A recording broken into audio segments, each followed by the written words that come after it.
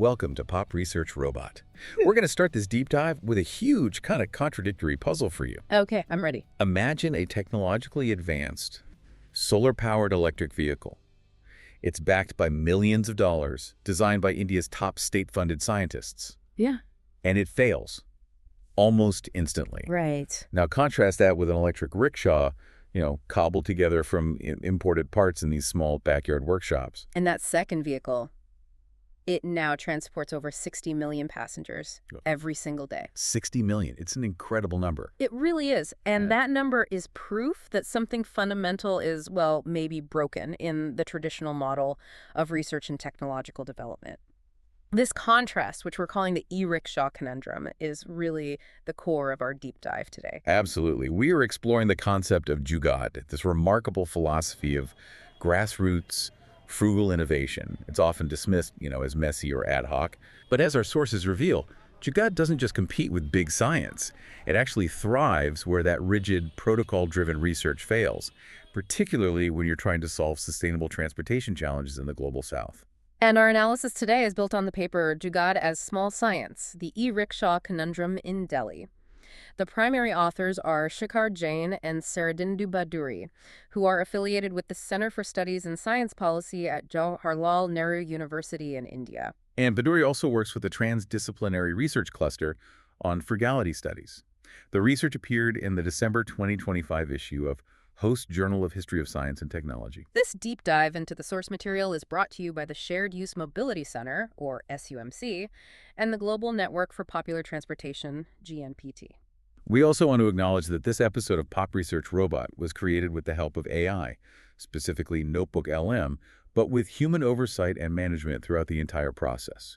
We'll share a bit more about the missions of SUMC and GNPT later, but you should know that everything we discuss here really ties back to how we can recognize and support inclusive, people-centered transportation systems. And of course, the theme music is Hola by the Jimas, with music and lyrics by Andrea Sangil. So let's get into it. Okay, let's dive into that first failure you mentioned, the Soleckshaw. This was supposed to be the poster child for the big science approach to paratransit in Delhi. What exactly was it, and why did it just flop? The Soleckshaw was designed to be the technologically superior solution.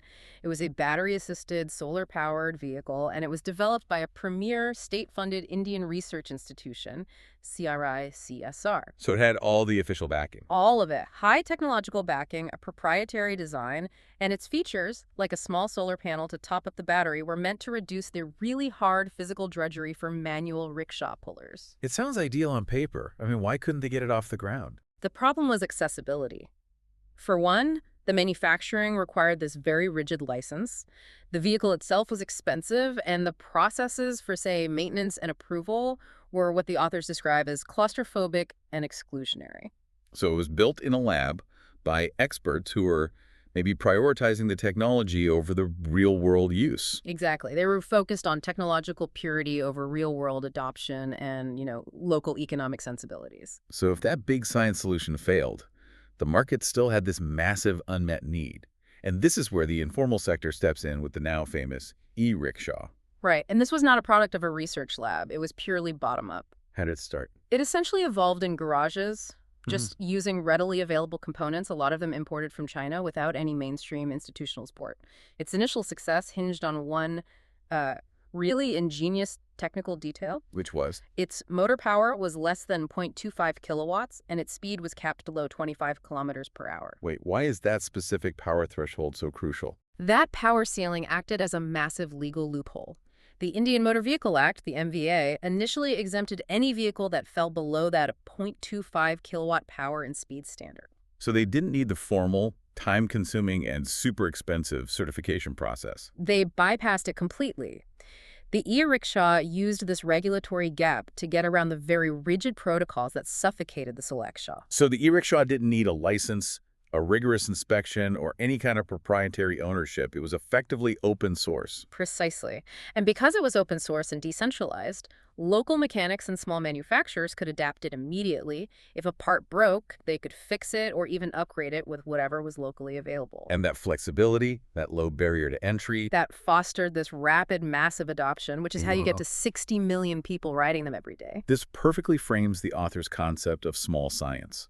It's a clash between that rigid, capital-intensive, protocolized science, which, excludes 2 billion workers in the informal economy, and this small, simple, customizable, decentralized science. And that contrast brings us to the fundamental question.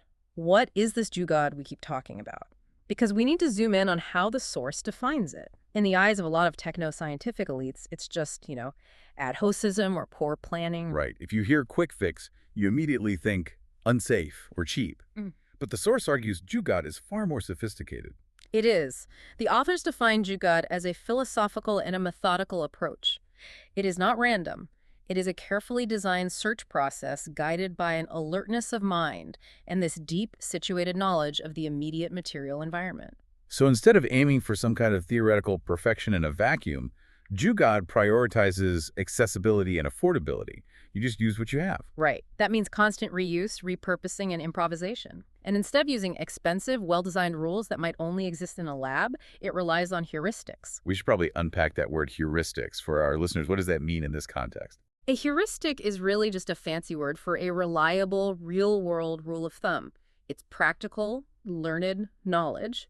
For example, a formal engineer might calculate exactly what diameter bolt is needed for a specific stress load. A jugaad mechanic uses the largest, strongest bolt they have available in the shop that fits, based on decades of learned experience. They use these practical rules that work to bridge critical design reality gaps. And we see the practical science extending beyond India. The authors mention mechanics in Ghana who tropicalize imported vehicles. This is a fascinating example. It is. It's technological science learned entirely through practice. When an imported car breaks down, you can't rely on a manual written for a totally different climate and infrastructure. So what do? Instead, the Ghanaian mechanics use their senses, taste, hearing, and smell to diagnose glitches. That sensory knowledge is their technological science. Wait, hold on. They literally use their sense of smell to diagnose engine trouble. Can you give an example of what that sensory science looks like in practice? Absolutely. Smelling burnt oil, or very specific friction smells, or listening to the specific rhythmic click of a worn component. These are all diagnostics based on years of lived experience, not on some machine readout. And this allows them to keep vehicles running indefinitely. Through what the authors call a condition of maintenance by constant repair. That phrase, maintenance by constant repair, is so powerful. It's a direct, practical rejection of planned obsolescence, which is engineered into so much of the technology in the global north. It is. It's actively subverting the capitalist model that dictates when you have to buy a new machine. It connects to this philosophical idea of minor science, which is situated, relational, and sometimes subversive, as opposed to royal science, which demands universal protocol-bound rules. And jugaad is the ultimate form of minor science. It solves the problem right where it sits. But despite all this practical success at a massive scale, that informality eventually led to conflict. Let's move to the policy showdown. You said the scale reached about 100,000 e-rickshaws. Right. And after a fatal accident in 2014, the government tried to impose the full rigidity of the Motor Vehicle Act. The knee-jerk reaction. The knee-jerk reaction was to regulate it out of existence. However, the sheer scale of the e-rickshaw population had given them critical political power. They were a relevant interest group. So the political pressure was huge. It forced the parliament to amend the MVA to grant them regulatory approval, allowing them to cross what the authors call the legitimacy threshold. And this is where we get that fantastic anecdote about the Minister of Transport directly overriding his own technical experts. You don't see that very often. No, you don't. It's a crucial policy moment that prioritized equity over technical protocol. The technical experts demanded that every single component on every individual e-rickshaw needed to meet these new, rigorous standardization requirements. And the minister's decision. He overruled them completely, and he did it based on affordability. He said that standardizing every part would raise the unit cost from around 70,000 rupees, which is what the operators could afford, to upwards of 2 lakh rupees. That's a huge jump. a massive jump. He stated very clearly that decisions would not be made in a way that priced the poor out of their livelihood. So he basically accepted that if the vehicle was functionally safe and successful, using repurposed or adaptable parts, like using a Honda wheel with a TVS axle, which is common in Judogad, that was good enough. He decoupled safety from design rigidity. Exactly. He recognized that protocolized design rigidity was a barrier to economic mobility, but this victory was short-lived for the small-scale innovator. How so? Well, new regulations were still implemented, including the requirement for a costly type approval certificate. This was a new way to marginalize the small backyard manufacturers. And predictably, this exclusion led to the next major wave of innovation. Battery jugaad. This is where the story gets even more interesting, and it's a great theme for Pop Research Robot. Constant adaptation and extreme frugality. It is. This new generation of vehicles evolved completely in roadside garages by people who often had no formal education.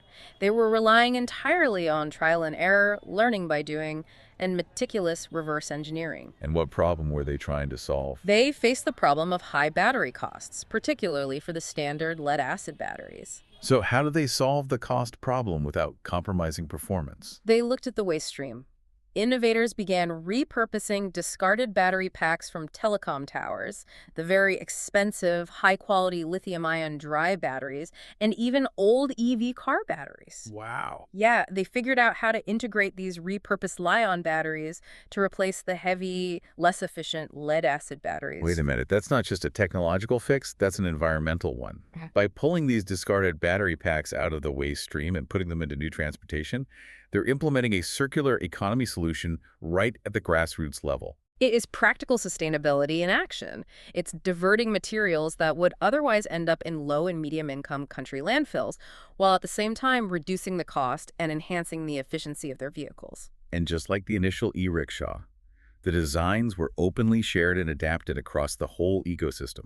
This wasn't some secret formula locked away in a lab. No, it was true open-source technological evolution supported by the local economy. The specialized local suppliers actually collaborated. They would visit the shop floors to understand the specific needs of these battery jugaad designs. So they're working together. Exactly. And they would then provide customized factory-made parts to help stabilize the innovations without jacking up the cost. That collaboration, the small manufacturer working with the local supplier to stabilize a design based on repurposed waste, that is the absolute heart of what the authors call jugaad-science. And that leads to our final major takeaway, the core philosophical success. The e-Rickshaw succeeded because it was relentlessly human-centered. It prioritized need satisfaction, affordability, and accessibility. Whereas the Soleckshaw, conversely, just added technological complexity, like those inefficient solar panels, that only alienated the users economically. It also seems jugaad-science is inherently more, honest about failure. In traditional big science, there's an aversion to reporting negative outcomes. Like, you bury the mistakes. But in the informal sector, failure is immediate and it's visible.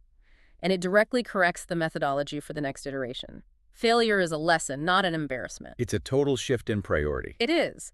Jugaad-science elevates experience, practical judgment, and what they call ecological rationality.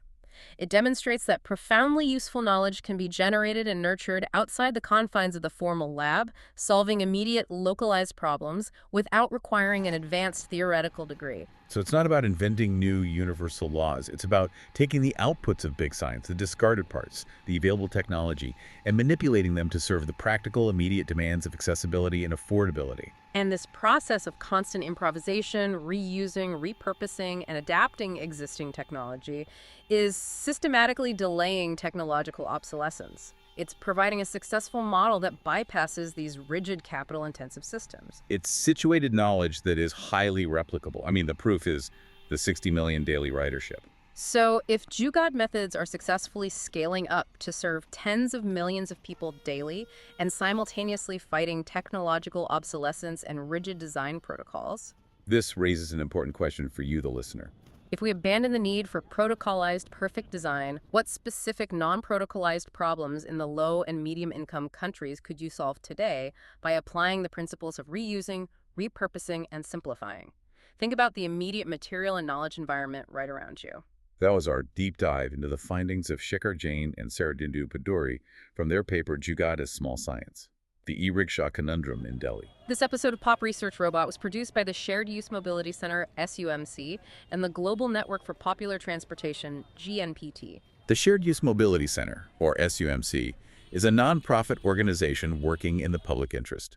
Our mission is to connect and equip change leaders who are advancing people-centered shared mobility systems to combat climate change, promote equity, and strengthen communities. And SUMC's vision is that all people have access to joyful, dignified, fair, safe, reliable, and affordable transportation options, even if they don't own a car. GNPT is a global network of researchers, consultants, advocates, companies, agencies, and institutions committed to changing how the world sees popular transportation. GNPT partners with over 50 global organizations who believe that popular transportation can play a crucial role in decarbonizing transportation through a just transition. We know these transportation systems can be powerful engines for economic mobility and for creating more sustainable and inclusive cities. And GMPT works to help the world take an asset-based framework to understanding popular transportation, moving away from simplistic and ineffective approaches focused solely on transportation efficiency, to an approach that prioritizes valuing the environment, advancing equity, and empowering people and communities. We'll catch you next time for another deep dive.